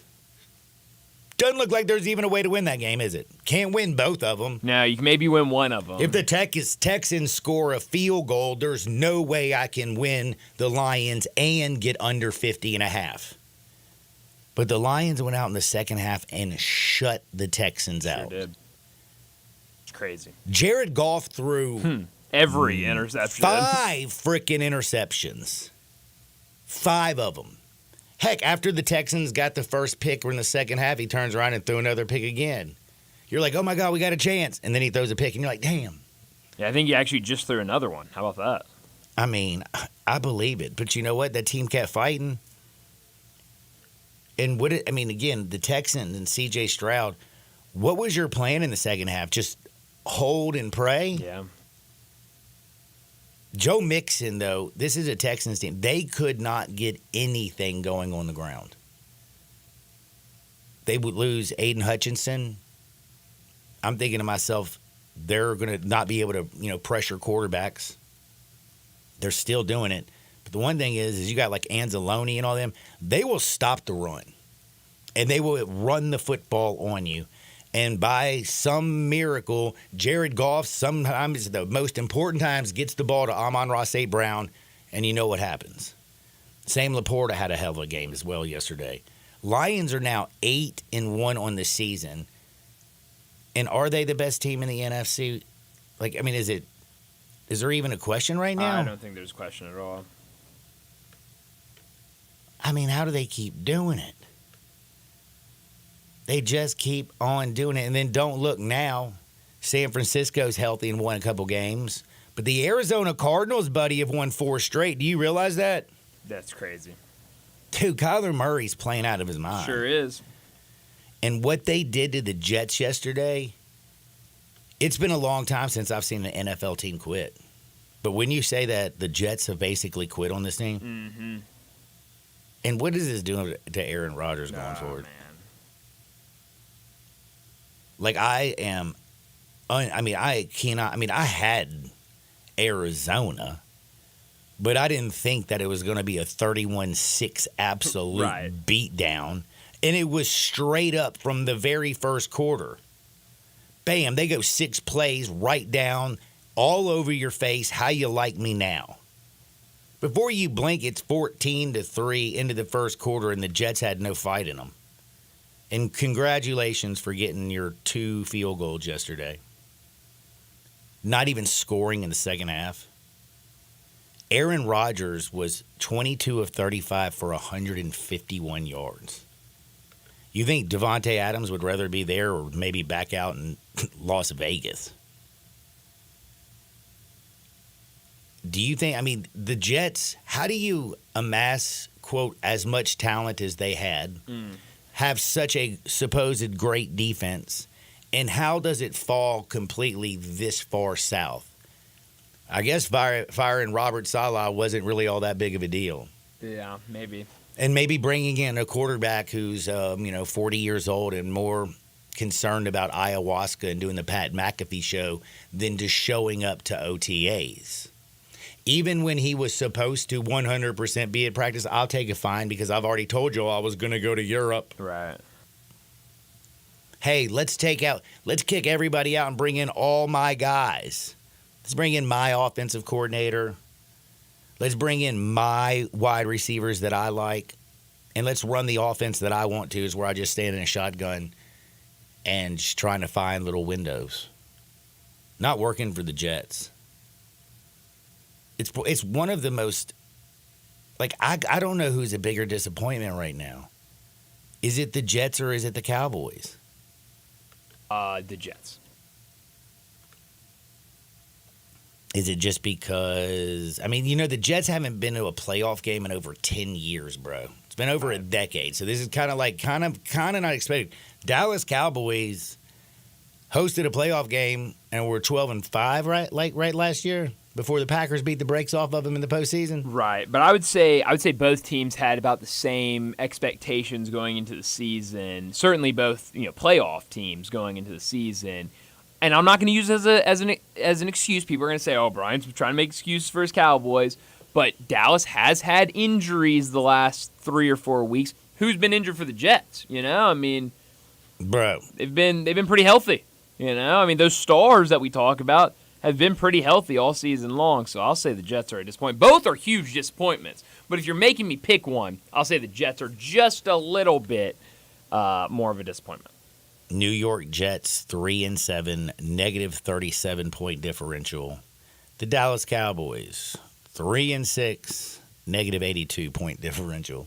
Both of them pretty pathetic. Looking over there in the AFC South, very pathetic, John. Not just pretty, just very, very pathetic. Looking also though over in the AFC South. I think the Houstons are the best team, but I just don't know if anybody's really good in that division. We know the Jags are pathetic. Titans are trash. And the Colts just don't have it. They've lost 3 straight. It doesn't matter if Anthony Richardson or Joe Flacco is playing quarterback. They're not a good football team. And the Texans is just holding on. Just holding on. But in Kansas City, how do they always do it? How? They're 9-0. They're not even playing their best football. Well, their defense. You know what? I'm going to take that back. Their offense has not been clicking. They looked better against the Bucs, but the Bucs defense isn't all that great. This is a team I want you to think about. Go back to the first game of the year. The Ravens were 1 inch, a toe from being in the end zone and scoring a touchdown and beating them. Didn't happen. Pat Mahomes and them boys still won. The Bengals, what was it, like a 97% chance the Bengals were going to win that game? Oh, nope, Pat Mahomes. They beat him 26-25 on a Harrison Butker long field goal. The Falcons win on the road. They pulled that one out of their keister as well and won by 5. Went on the road to the Chargers. The Chargers had them, but what Pat do? He goes late, moves them down the field, and scores a touchdown. They beat a Saints team by only 13. The 49ers. Brock Purdy was terrible that game. The defense won that bad boy for him. Beat the Raiders by 7. Shouldn't have been that close. Baker Mayfield scored a couple touchdowns late to make it look closer. But again, it was a defensive effort. And then this weekend, special teams. You got to be kidding me. Block a field goal. Like, game winner. Time's going to expire. Chiefs going to get the first loss of the year, 17-16. Denver's going to get the dub. No, bro. Big old Paul comes up. Shot. I mean, the kick is blocked. And you're just sitting here going, you got to be kidding me. Like, this just can't be real. But it is. Kansas City just finds a way to win football games. My question is, they are undefeated. But who gives them the best matchup? Who gives them the best matchup to knock them off? Would you say it's the Pittsburgh Steelers with their defense? Probably. Russ Dickulus is getting better each week to week. Hey, Mike Williams and him are going to be better at the end of the season than they are right now after just acquiring him. Calvin Austin III has been killing it. George Pickens has been doing it. They're running. They're healthy. The offensive line's playing good football. And the defense is what it is. And you know Mike Tomlin's better than everybody else's job. You would think that the Steelers would give them a lot of problem. But then I also wonder how the Steelers are going to score against Kansas City's defense because they end up making that play. Is it the Baltimore Ravens? Lamar Jackson hadn't been able to do it. But you can't tell me that Baltimore's offense isn't just elite. Best offense in football, Baltimore. They've scored the most points. They can beat you from so many ways. Lamar Jackson, I mean, come on now. Y'all know how long did I sit there and say Lamar Jackson, I wouldn't want him as my quarterback? Couple seasons. Yeah, it was a lot. A lot. You know what? At least I can admit when I'm wrong. Lamar Jackson plays from the pocket. Todd Monken has unleashed a different animal, and handing the ball off to King Henry helps out a lot. Telling you. Ravens can really, really light it up, but do you trust their defense? Which sounds so weird because you think about the Ray Lewises and the Ed Reeds and all the ballers and the defenses that they put forward. But this defense just gives up a lot of points. Held on to beat the Bengals. I mean, just by the hair of their chinny chin. And by the way, let's not forget, how did the Baltimore Ravens lose to the Browns this year? I know it was the first game with famous Jameis, but it's still the Browns. Gave up 29 to the Browns. I believe they can absolutely score, but I'm kind of starting to think to myself, maybe it's the Buffalo Bills. That wide receiving core playing better. Josh Allen playing really, really good football. And do you know who we get to see play each other this week? Who's that? Buffalo and Kansas City, baby. That's right. I mean, you want to win in the postseason. Getting a regular season win would be a very, very big deal. But right now, I mean, Kansas City's been just surviving. Is week 10 the week that they finally get chipped? Buffalo is a 2.5-point favorite over the Chiefs on Sunday. And Josh Allen's been cooking. James Cook's been cooking. But how do you bet against the Kansas City Chiefs who just win every game? I really don't know. Buffalo Bills 2.5. But tonight we got to figure out who are we going to bet on with the Fish and the Rams. Miami, pretty tough season. I think there was some high expectation down in South Beach. Fish just have failed. The Rams are a 2.5-point favorite tonight. Tua's been banged up with his brain, but he's played, the last couple games, gotten a little bit better, but it's kind of crazy to look at just his stats on the year. 5 touchdowns, 3 picks, and only 948 yards. And all the time that he's missed, I know. But that's just not Tua-esque numbers. And neither really for Stafford. 9 touchdowns, 6 picks. Which team's going to show up? The Dolphins held on. I mean, the Dolphins' fight last week against the Buffalo Bills, like they had a chance to win that one. Josh Allen just stole it. I thought they had Arizona, who's now won 4 straight because Kyler Murray's awesome. They lost that by 1 point. And then somehow, this is also his first game back against Indianapolis. He just wasn't himself. On the other side, though, you have the Rams who've won 3 straight. They beat the Raiders by 5. They beat Minnesota, who has an issue right now at quarterback with Sam Darnold, 30-20. And then they survived on the road in overtime, 26-20 against Seattle. Man, I don't know who to pick. But I will be giving you my pick at the very end of the show. But I'll tell you one thing. You might want to pick up some clothes and look good. Frontier Western Store, 5880 Goodman Road down in Olive Branch. You can go down there, take your whole family, and, man, you're going to come back and your whole family's going to be styling and profiling because they have a children's department, a men's section, a ladies' boutique, and the largest boot showroom on planet Earth.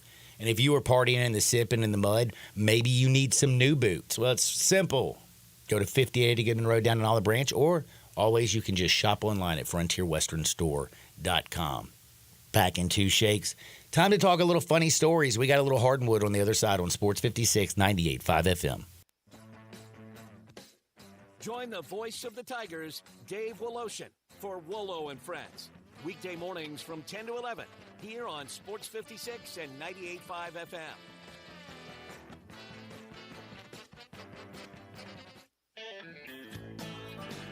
Hi, this is Troy Five-Ash, owner of Five-Ash Roofing. I have been told that my ads are all business and I should share some of my personality. Okay, I love tongue twisters, like the one about the terrific tasting toast by Taste Tester Toaster, or Big Black Bugs, Bleed Blue Blood, and of course Sally and her seashells. Or of course the ever-present I'm a Mother Pheasant Plucker, I plug Mother Pheasants. Okay, enough of that. If you want an honest, fair, reasonable roofing, siding, or gutter estimate, call Five-Ash Roofing at 367-0050. That's exactly what you'll get. No empty promises, no high-pressure sales tactics, and no fast-talking salesman trying to convince you that today and only today is the best day for you to get a new roof. For the record, the best day to get a new roof is when you're ready for one. Five-Ash Roofing, fair, honest, and ethical. 367-0050 or memphisroofer.com. Five-Ash Roofing, it's what we do. We're here for you.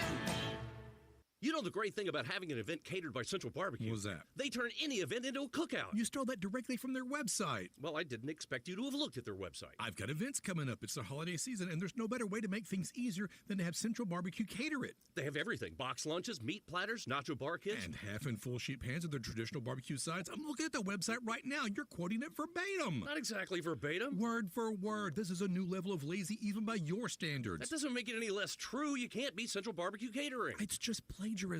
The 2025 Range Rover Sport sits right at the heart of the Land Rover lineup, offering a perfect mix of style, performance, and versatility. Smaller and more agile than a full-size Range Rover, it's a great option for everyone who wants luxury and practicality. Every model comes with 8-speed automatic transmission and all-wheel drive standard. Whether you navigate city streets or tackle rough terrain, Range Rover Sport has you covered. Every drive is powerful and breathtaking. The 2025 Range Rover Sport is the epitome of sporty luxury. Test drive one at Jaguar Land Rover Bluff City. Summer may be over, but yard work, it goes on. Don't worry, Colonial Hardware makes it easy for you. Colonial Hardware has all the lawn and garden tools you need from the best brands in the business. Ferris, Snapper, Husqvarna, Toro, Echo, Shindaiwa, and Billigo. Servicing most brands of lawn equipment, Colonial's master service techs will keep you going year-round. Colonial Hardware, family-owned and operated, and serving you for nearly 50 years. Next to Bass Pro and Lincoln at Sycamore View, and online at colonialhardwareinc.com. 4.9 million Now, back to Sports 56 Happy Hour on Sports 56 and 98.5 FM. This hour is brought to you by Tito's Vodka. Here once again, Johnny Radio.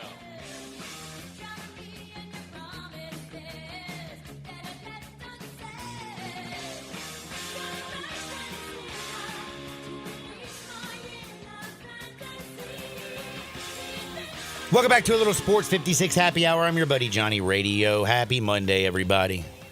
We got Dolphins, Rams tonight. Hopefully you made a hell of a lot of money this weekend.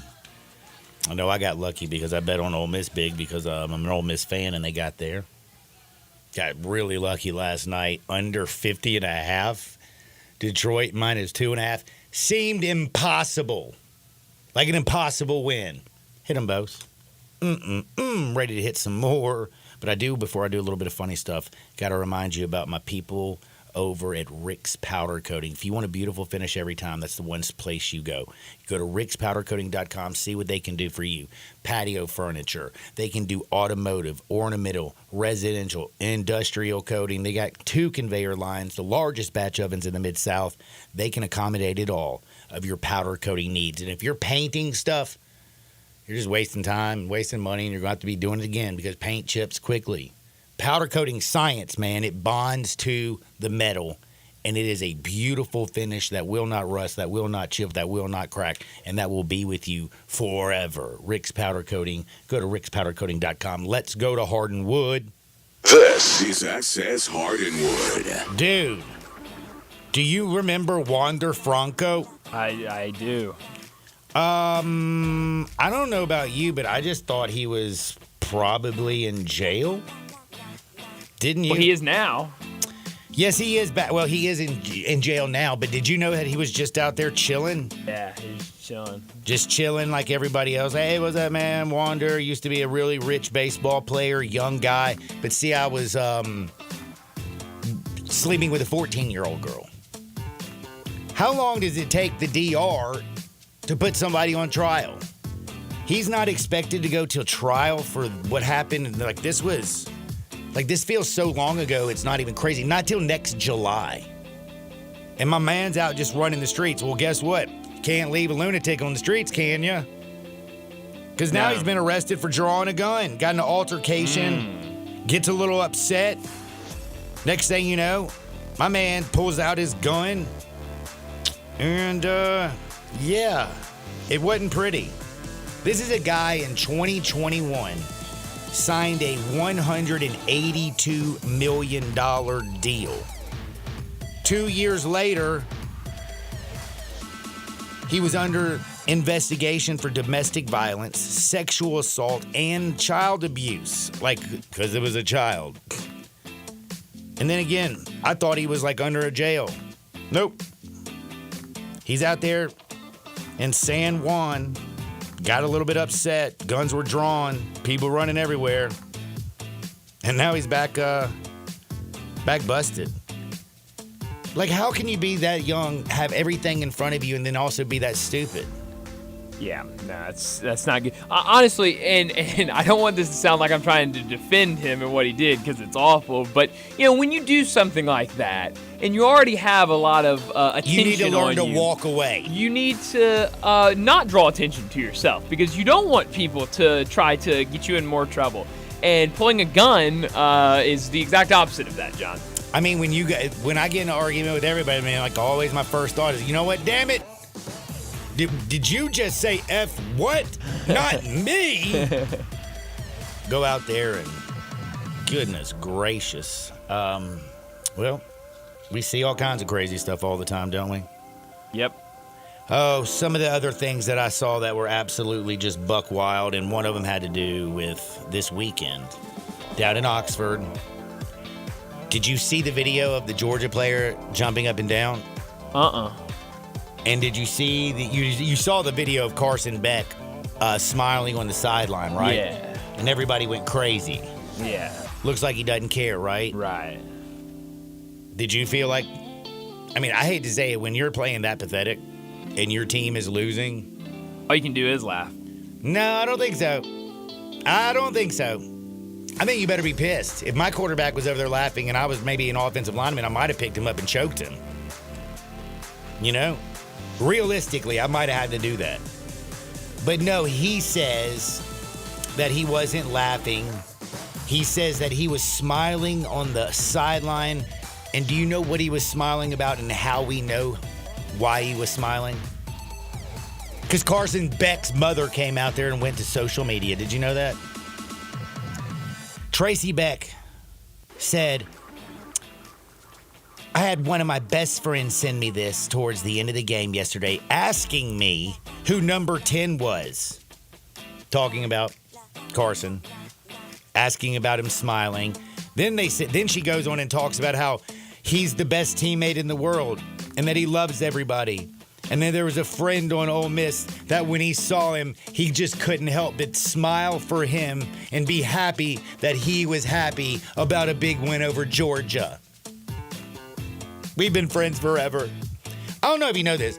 You can be my best damn friend in the whole wide world, but if we compete against each other, I don't care what we're competing against, during that game, I'm not going to like you. And I'm not going to be your friend. After the game, like way after, like at least 24 hours after I can process and get all the pain out, maybe I can talk to you.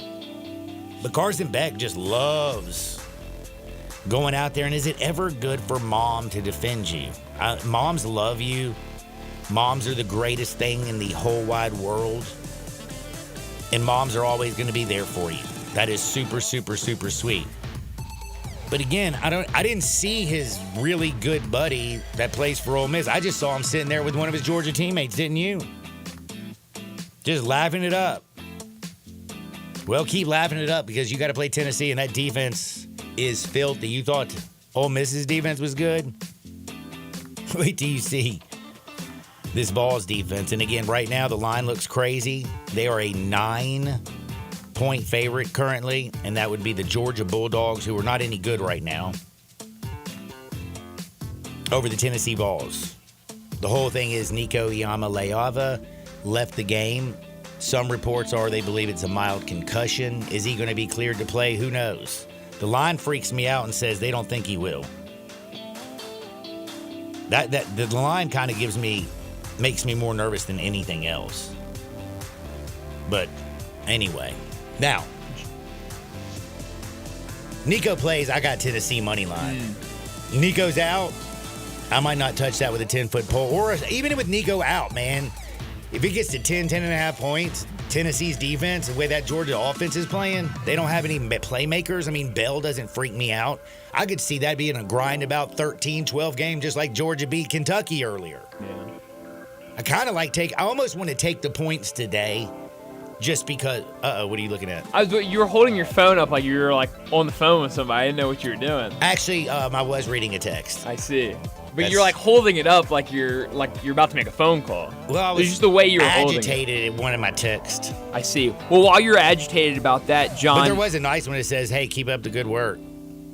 Thank you. To somebody, I don't know who it is though. Text me your name. Maybe it's to me.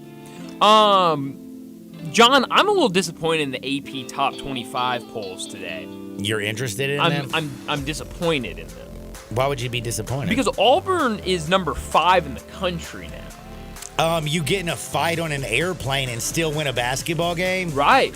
I think that, you should be number 1. Maybe number... I mean, you lead the country in GWAHAP AOTPTTG. I mean, it's incredible. They did turn that flight around, you know that. Sure did. And if you haven't heard this, Bruce Pearl's boys were on their little private plane, heading to play a little basketball game. Against Houston. Big basketball game, Cougs. actually. Who David Cobb loves. I love Cougars, too. Damn, Cougars got me on the sidebar, didn't it? Oh, yeah, back to Auburn. So they're flying. Like, they're going to fly. They're having a good one. Then all of a sudden, it gets a little hairy. That's right. Two dudes start arguing. Shirts are ripped off. Hey, they were just horsing around. Is that what you believe? That's what Bruce Pearl said. Well, I mean, I don't know if you know this. Bruce Pearl's been a proven liar. I like Bruce Pearl. But did those kids come over for a little bitty picnic? Yes or no? I would say they were horsing around too. But did you listen to the pilot's audio I did, clip? yeah. Did it sound like the pilot thought it was a serious situation? Yes. Did it feel serious? Yes. And did they turn the damn plane around? They sure did. How the hell did they make it on time? Did they get back on the same plane with the same pilot? Well, I don't know. They flew out like a couple hours after that, but yeah. Like, do you have to pay now for 2 flights? It's a good question. I don't know. And by the way, how after that do you go out there Make and win those a two guys basketball? pay for it. Use their NIL money. You're paying for the flight now. Welcome to real life, fellas. What'd you think about the win? Oh, it was fantastic. I mean, they looked great. They were awesome. Like, so you get a scuffle on an airplane, and then you go out there and you break the brakes off the number 4 team in the country. Yeah. Do you think that sometimes fighting can bring us closer together? And then after they were running around the court with their arms out like they were planes, you know? Oh, were they really? Yeah. No, I did not see that. Are you being dead serious? No, I'm dead serious. That's actually pretty cool. I can't believe that. You still never been on a flight, have you? Like when I was like a super little kid. Nothing I can remember. I've never been on a flight that I can remember. Wow. So like probably after like 2 years old, 3 years old, I've never been on a flight. Maybe I was on a flight when I was like a little baby. I don't know about it though. So, but I ain't fighting on a plane. I can guarantee you that. I'm already scared to be that far up in the sky. Definitely not gonna be fighting on a plane. Yeah, don't be fighting on a plane. And by the way, speaking of Houston lost to Auburn. Auburn got a very, very big win after the fight on the plane. That's right. But there's also something that's even bigger. You know, they always say everything's bigger in Texas. Sure is. Have you seen the Houston kid? Do you know what Perfect Game is? Uh-huh. This young man is 12 years old. He is 6'2", 225 pounds. He hit a 438-foot home run this weekend. And he can throw the baseball 88 miles an hour. Wow. That's crazy. He's 12 years old. 12 years old. How do you grow them that big? Like, do you start testing 12-year-olds for PEDs if you see a 12-year-old? How do you compete against other 12-year-olds? You win. Like, I don't know if you know that dude, the 12-year-old could probably kick most other dads, like other 12-year-olds' dad's ass at 12 years old. You know? Like, dad strength is one thing, and it's real, and I believe it, and all that good stuff. But that is just, to be that young, that big, kid's got a career. I mean, NIL is definitely going to pay him millions. I mean, when you're 14 years old, are you already getting money from NIL? If you're committed, some places you can. I got to say, Rob Gronkowski, you know how I like Gronk, right? Yeah, you love Gronk. He's great.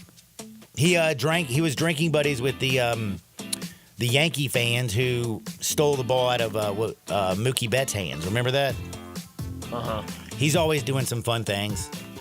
But on to honor Veterans Day today, I thought what he did was pretty cool. Did you know that during the Fox NFL Sunday, did you see where my man jumped out of a helicopter like he was a real deal Holyfield,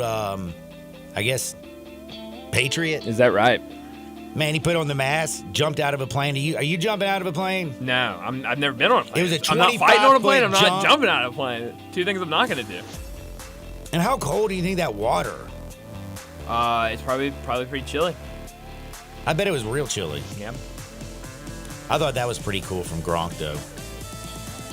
I thought that was pretty cool from Gronk, and now I'm a little bit worried about the Jake Paul-Mike Tyson fight. It's this weekend, right? It is this weekend. Well done.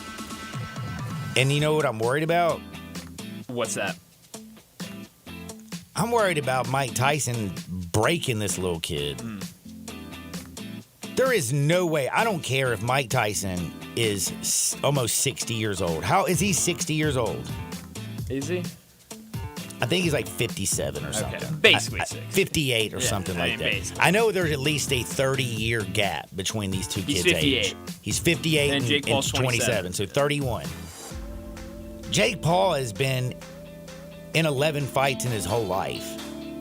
And most of the guys that he boxed were MMA fighters that couldn't kick him and could only box. Tyson Fury's brother, Tommy Fury, that nobody knows other than the fact that his older brother was Tyson Fury, is the guy that beat Jake Paul, right? Yeah. So, like, I don't know if you know this, like, that's pretty pathetic. Vegas odd makers still have Jake Paul favored in this joint. Is it just because so many little kids are on Twitch and follow him on YouTube are going to be betting on Jake Paul? Or maybe if you're a little kid, are you supposed to be gambling? Yeah. Probably not. You're not supposed to be gambling? Probably not. Then why do you think people are betting on Jake Paul? I mean, is Mike Tyson going to get beat up? Like, what would that do to his career if Mike Tyson, this unbelievable career he's had, man's been to the clank, been off in here, got some great edibles, does a hot boxing thing. But if you go out there and lose to a YouTuber, that's right. Does it Mike that Tyson diminish? has 3 kids older than Jake Paul. How about that? Damn, that's interesting. Isn't it?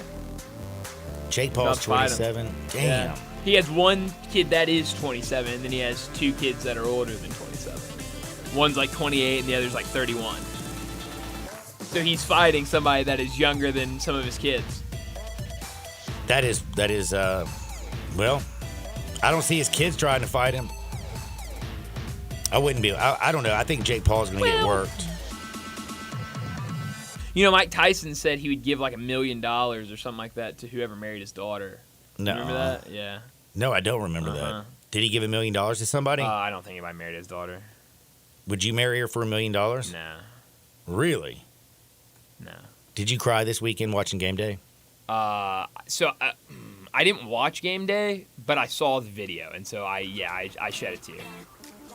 $10 million for his daughter's marriage. 10? Yeah. Dude, she is like, no way. He offered $10 million for somebody to marry his daughter. That's. I remember when it happened like a year ago. That is kind of rude, though, to her, isn't it? Yeah, it is very. I mean, what? If you're his daughter, like, what do you say? Dad, give me the money. I can get a man if you just give me the $10 million. Get a man. I'll be fine on my own for $10 million. That's crazy. But one other thing again, damn. Oh, Ben, you're about to talk about Ben. Ben was Kirk Herbstreit's dog. A beautiful golden retriever. And then they showed this on College Game Day on Saturday when I am more hungover and already emotional. Dude, how did you, like, do you think everybody across the country was weeping? Yes. Like, if you don't even love dogs, I think you had to cry for that. And did you see how Corso was actually, for once, kind of support, Herbstreit? Because it's always Herbie trying to take care of Corso, make sure he doesn't go crazy or fall over. Yeah. Damn it makes me want to go hang out with my dog. Now, I do got to do one quick thing. One other thing. Alabama, the LSU game. Why did they, the officiating in that game was, number one, pathetic. And Garrett Nussmeier stayed in the game really late, already banged up, and threw that last touchdown with like 11 seconds that screwed my over. My question is to Brian Kelly, why the hell was he still out there? Like, why did they leave him out there? And why is it that Brian Kelly can't win a big game against Alabama, even with Nick Saban or Kalen DeBoer at the helm? At home, I'm telling you right now, LSU's going to Florida this week. If Lagway's back, LSU's only a 4-point favorite. I'm already thinking about taking the Gator Boys because LSU just might have quit. That was a pathetic defensive performance. And I've already said Garrett Nussmeier is this great offensive quarterback who reads and processes. He was pathetic and terrible. I don't know how much fight they got left. But I know we still got a little NFL football. I still got to fight with these bookies. It's time to break the bank. We got the Dolphins. We got the Rams. 7:15 kick, and do you know where you can hear all the action? Right here. On Sports 56, baby. Rams minus 2.5, total 48.5. Which way are we leaning? Well, I'll tell you in just a second. Sports 56, 98.5 FM. Broadcasting from the Family Leisure Studio, we are Sports 56. 56 and 98.5 FM.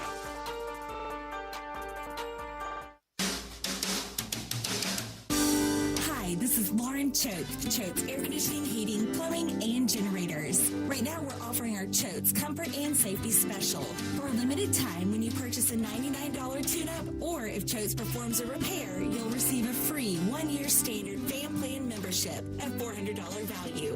Keep your home safe, comfortable, and running smoothly all year long with 2 maintenance visits, priority service, and discounts on future repairs. And for our existing loyal fan plan members, we have something special just for you. Enjoy a $1,000 loyalty coupon toward any new generator, tankless water heater, or HVAC system. It's our way of saying thank you for trusting us with your home. Add value, add comfort, and add safety to your home with Choates. Call us today at 347-8086 or visit ChoatesHVAC.com. Choates, let our family serve your family.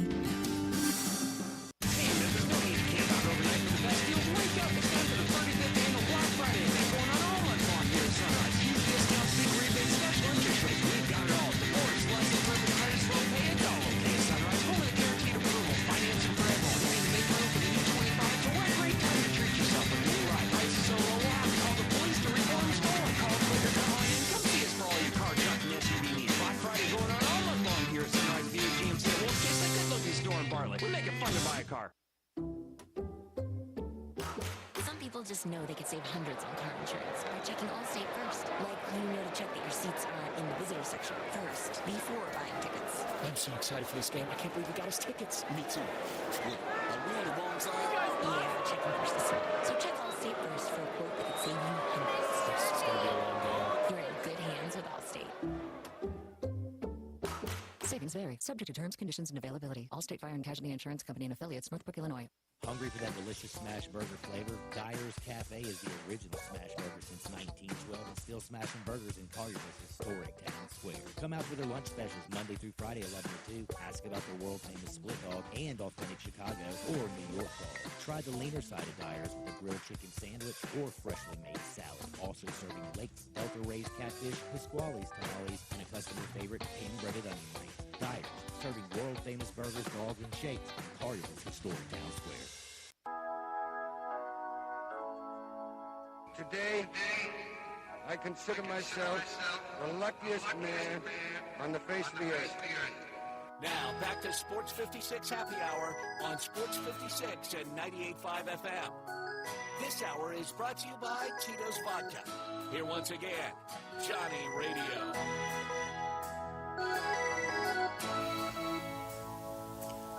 Welcome back to a little Sports 56 Happy Hour. I'm your buddy Johnny Radio. It is Monday. Hell, you've made it halfway through the day. You got to feel like a full-grown man, don't you? Feels like a win. Feels like a dub to me. You know what, man? It's 5 o'clock somewhere, isn't it? Sure is. It means you can go out there and get the best if you want. Tito's Handmade Vodka. It's crafted and still United States, straight in Austin, Texas. Keep it weird, Austin. And make sure, Tito Beverage, you keep that vodka absolutely amazing. 4-time gold medal ribbon winner for the best vodka tonic on planet Earth. It's 6 times distilled and distilled in classic copper pots. That's why it's got such a unique flavor. Slightly sweet, it has a black pepper note. It balances everything out. Whether you're crafting a cocktail or you're drinking it neat, whatever you do, get your Tito's on today. Tough game tonight. I don't feel great about it. Either side. Do you know what I mean? Like Dolphins plus 2.5. Fishy. Rams minus 2.5. Little Matt Stafford action. Puka Nacua. Cooper Kupp. Yada, yada, yada, yada, yada, yada. This one kind of freaks me out again. What we saw the Dolphins do last week against the Buffalo Bills was extremely impressive. The Rams don't look now, but they have been winners of 3 straight. Beat the Seahawks in overtime last game that they played. They play tonight. That bad boy is out there at that SoFi dope-ass stadium. Is that stadium not ridiculous? Sure is. My goodness. A lot better than that $1 billion one that Jerry built that blinds everybody.